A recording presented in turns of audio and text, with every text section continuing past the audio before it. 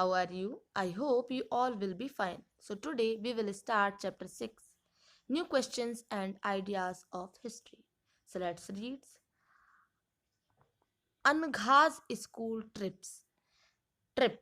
This was the first time Angha was going on a school trip. They boarded the train from Pune in Maharashtra late at night to go all the way to Varanasi in Uttar Pradesh. Her mother, who came to see her off at the station, told the teacher, "Do tell the children about the Buddha and take them to see Sarnath as well." Anagha आज पहली बार अपने school की ओर से trip पर जा रही थी। इसके लिए उसने देर रात लेट नाइट पुणे महाराष्ट्र से वाराणसी उत्तर प्रदेश की ट्रेन पकड़ी। स्टेशन पर अनघा को छोड़ने आई उसकी मां ने टीचर से कहा कि बच्चों को बुद्ध के बारे में बताने के साथ साथ उन्हें सारनाथ दिखाने भी ले जाइएगा। Okay, the story of the Buddha. Siddharth, also known as Gautam, the founder of Buddhism, was born about 2500 years ago. This was a time of rapid change in the lives of people, as you saw in chapter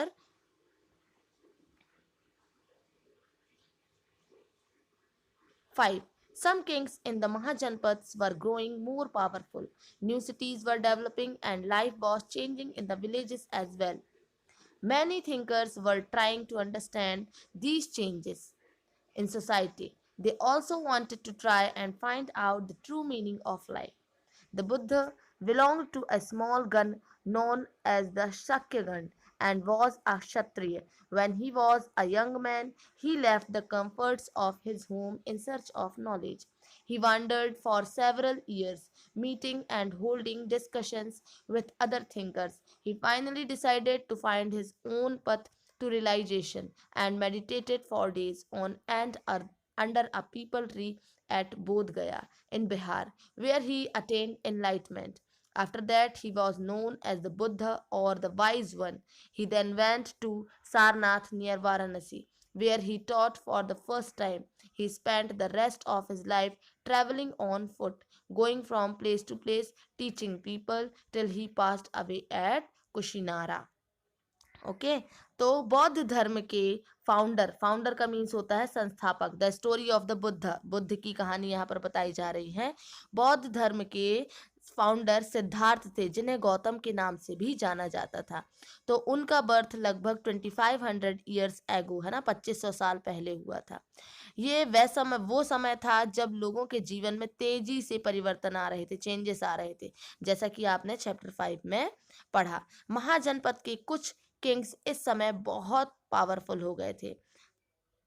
हजारों सालों के बाद फिर से cities जो थी वो develop कर रही थी, उभर रही थी। ठीक है, विलेजेस के जीवन में भी चेंज आ रहा था। बहुत से थिंकर्स मीन्स विचारक इन चेंजेस को समझने की कोशिश कर रहे थे, है ना।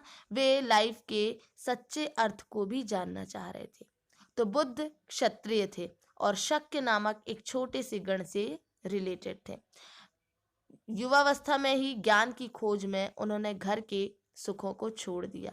बहुत सालों तक वो वांडरिंग मीन्स होता है भ्रमण करते रहना, है ना, भ्रमण करते रहे, घूमते रहे और दूसरे थिंकर्स विचारकों से मिलकर डिस्कशन करते रहे। लास्ट में ज्ञान प्राप्ति के लिए उन्होंने खुद ही रास्ता ढूंढने का निश्चय किया।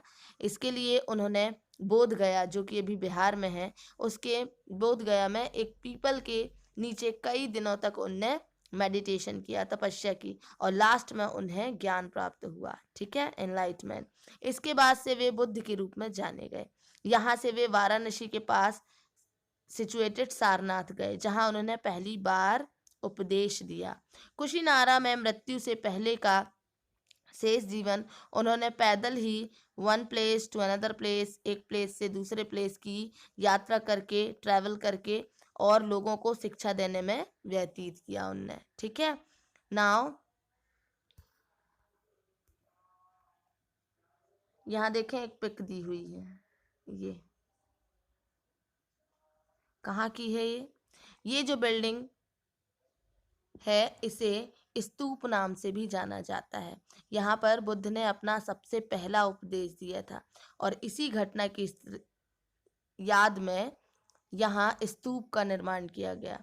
चैप्टर 11 में आप इन स्तूपों के बारे में और ज़्यादा पढ़ेंगे। ओके, तो the Buddha taught that life is full of suffering and unhappiness. This is caused because we have craving and desires which often cannot be fulfilled. Sometimes, even if we get what we want, we are not satisfied and want even more or want other things. The Buddha described this as thirst or tanha. He taught that this constant craving could be removed by following moderation in everything. Buddha ने शिक्षा दी कि ये जो जीवन है वो suffering means और unhappiness मतलब सफरिंग मीन्स कष्ट और अनहैप्पीनेस मतलब दुखों से भरा हुआ है, और ऐसा हमारी इच्छा और लालसाओं जो कभी पूरी नहीं हो सकती उनके कारण होता है। कभी कभी हम जो चाहते हैं वो पा लेने के बाद भी सेटिस्फाइड नहीं होते हैं और अधिक चीज़ों को पाने की इच्छा करने लगते हैं। तो बुद्ध ने इस थर्स्ट या इस प्यास को या इस लिप्सा को तन्हा तृष्ण जिसे हम कहते हैं तृष्णा है ना कहा है। बुद्ध ने शिक्षा दी कि मॉडरेशन क्रेविंग कांस्टेंट क्रेविंग है ना आत्म संयम अपनाकर हम ऐसी लालसा से मुक्ति पा सकते हैं। ठीक है, उन्होंने लोगों को काइंड मीन्स दयालु होने और मनुष्यों के साथ साथ एनिमल्स की लाइफ का भी रिस्पेक्ट करने की शिक्षा दी। ठीक है, जानवरों के जीवन का भी आदर करने की शिक्षा दी। वे मानते थे कि हमारे कर्मों के परिणाम चाहे वे अच्छे हों या बुरे हमारे प्रेजेंट लाइफ के साथ साथ बाद के जीवन को भी प्रभावित करते हैं। बुद्ध ने अपनी शिक्षा सामान्य लोगों की प्राकृत भाषा में दी है। ठीक है, ऑर्डिनरी पीपल की प्राकृत भाषा में दी है, और इससे सामान्य लोग भी उनके संदेश को उनके मैसेज को समझ सकें। अब यहाँ एक क्वेश्चन है, what was the language used to compose the Vedas? वेदों की रचना के लिए किस भाषा का यूज हुआ है? तो आप जानते हैं वैदिक संस्कृत है ना। तो बुद्ध ने कहा कि लोग किसी शिक्षा को केवल इसलिए नहीं स्वीकार करें कि ये उनका उपदेश है, बल्कि वे उसे अपने विवेक से मापें है ना। चलिए देखते हैं उन्होंने ऐसा किस प्रकार किया। तो यहाँ देखें, द स्टोरी ऑफ कीसा गौतमी, उसके बारे में यहाँ दिया हुआ है। कीसा गौतमी की कहानी दी गई है। Here is a famous story about the Buddha, ये बुद्ध की फेमस स्टोरी है। Once there was a woman named Kisa Gotami whose son had died. She was so sad that she roamed through the streets of the city carrying the child with her, asking for help to bring him back to life. A kind man took her to the Buddha. The Buddha said, bring me a handful of mustard seeds and I will bring your child back to life. Kisa Gautami was overjoyed and started off at once, but the Buddha gently stopped her and added, the seeds must come from the house of a family where nobody has died. Kisa Gautami went from door to door, but wherever she went, she found out that someone or the other, father, mother, sister, brother, husband, wife, child, uncle, aunt, grandfather, grandmother, had died. ये बुद्ध के विषय में एक famous story है कि एक समय की बात है कि कीसा गौतमी नामक एक स्त्री का, एक वुमन का जो बेटा था वो मर गया।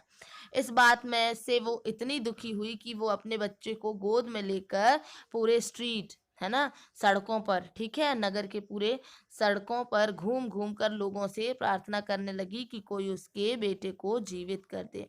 एक भला व्यक्ति उसे बुद्ध के पास ले गया। बुद्ध ने कहा, मुझे एक मुट्ठी, हैंडफुल मीन्स मुट्ठी, मस्टर्ड मीन्स होता है सरसों या राई, के बीज ला कर दो, मैं तुम्हारे बेटे को जीवित कर दूंगा। कीसा गौतमी बहुत प्रसन्न हो गई, पर जैसे ही वह बीज लाने के लिए जाने लगी तभी बुद्ध ने उसे रोका और कहा, ये सीड्स या बीज एक ऐसे घर से मांग कर लाओ जहाँ किसी की डेथ ना हुई हो।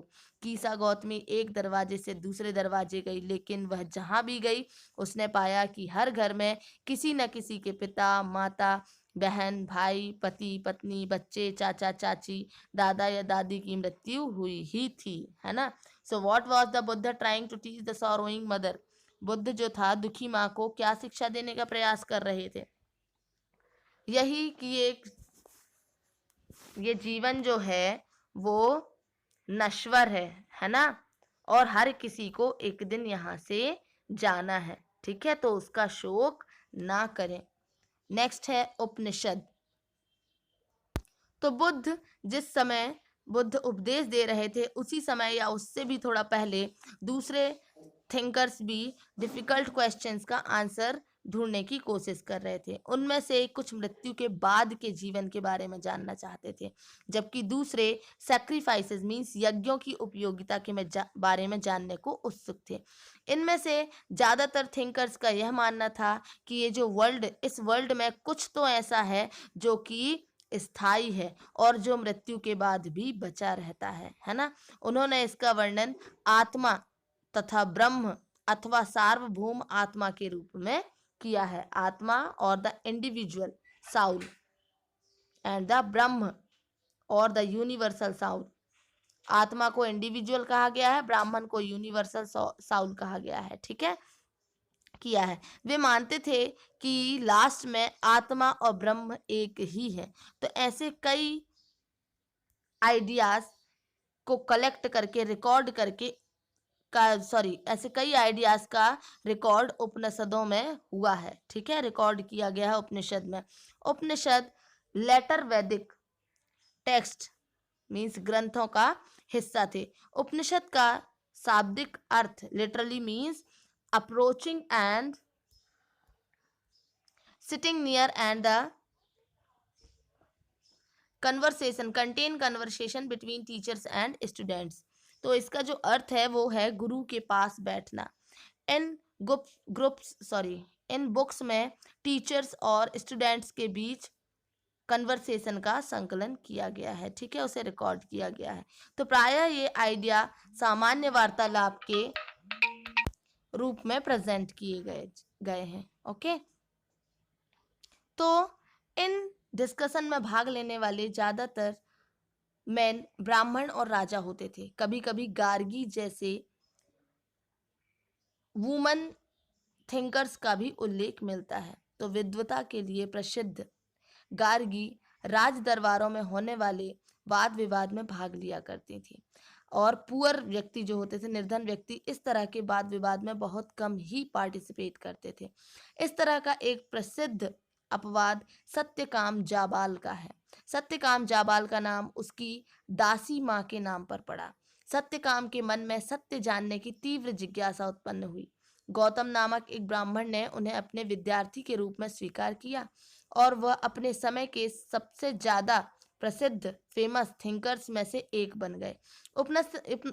उपनिषदों के कई विचारों का विकास बाद में प्रसिद्ध फेमस थिंकर शंकराचार्य के द्वारा किया गया, जिनके बारे में आप क्लास 7th में पढ़ेंगे। ओके, यहाँ एक स्टोरी दी गई है, द वाइज बैगर, मतलब बुद्धिमान भिखारी, है ना। तो ये डायलॉग या वार्तालाप छांदोग्य उपनिषद नामक फेमस उपनिषद की एक कहानी पर आधारित है, ठीक है। तो शौनक व अभिप्रतारण नाम के 2 सेजेस मीन्स ऋषि सार्वभौम आत्मा यूनिवर्सल सोल की उपासना करते थे। तो एक बार जो ही वे भोजन करने के लिए बैठे, एक बैगर आया, भिखारी आया और भोजन मांगने लगा। तो शौनक ने कहा, हम तुम्हें कुछ नहीं दे सकते। भिखारी ने कहा, विद्वजन आप किसकी उपासना करते हैं? तो अभिप्रातिर ने उत्तर दिया कि यूनिवर्सल सोल की। तो ओह, इसका मतलब आप ये जानते हैं कि ये वर्षल सोल मीन सार्वभौम आत्मा संपूर्ण विश्व में विद्यमान है। ऋषियों ने कहा, हाँ हाँ, हम ये जानते हैं।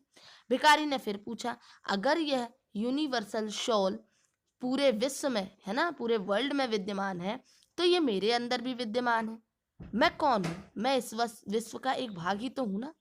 तो तुम सत्य बोलते हो युवा ब्राह्मण। उनने कहा कि तुम सही बोल रहे हो युवा ब्राह्मण, इसीलिए हे ऋषियों, मुझे भोजन न देकर आप उस सार्वभौम आत्मा को भोजन देने से मना कर रहे हैं।